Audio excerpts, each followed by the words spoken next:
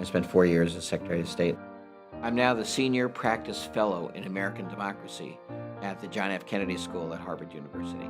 My father actually was a businessman. He owned a glass business, and my mother was a high school English teacher. I've lived in this house here in West Hartford for 36 years.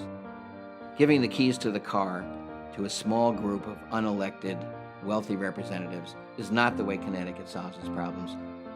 There's no question that the Commission is overweighted towards the business sector, and it's underweighted towards a really diverse representation of Connecticut's population.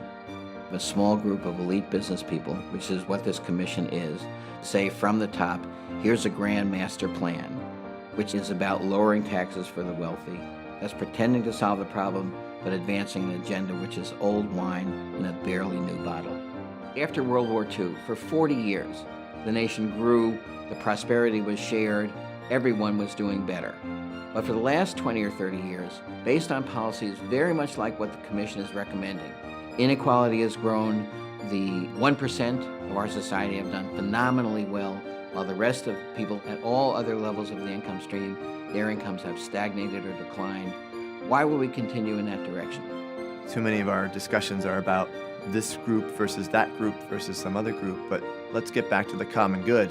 It's not always easy for people to become socially and economically mobile, especially in a state where there is a lot of stasis. And so it's hard for people to achieve that American dream.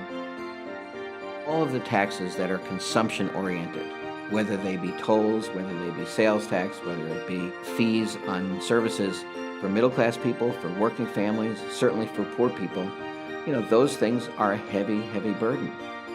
A lot of people who have wealth in our society don't have to see people who don't have wealth in our society.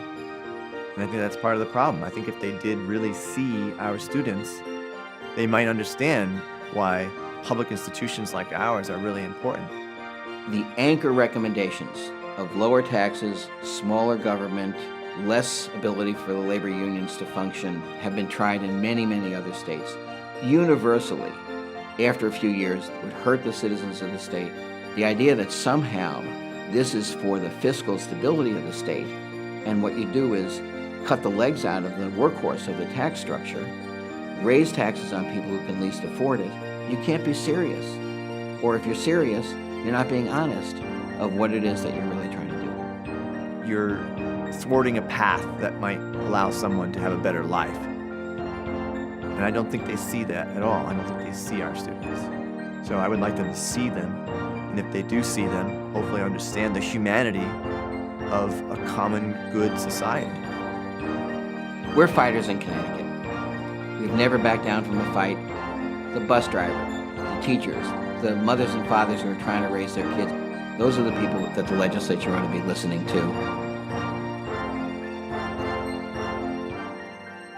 This is a time for the fighters to come forward and to say, we got better solutions.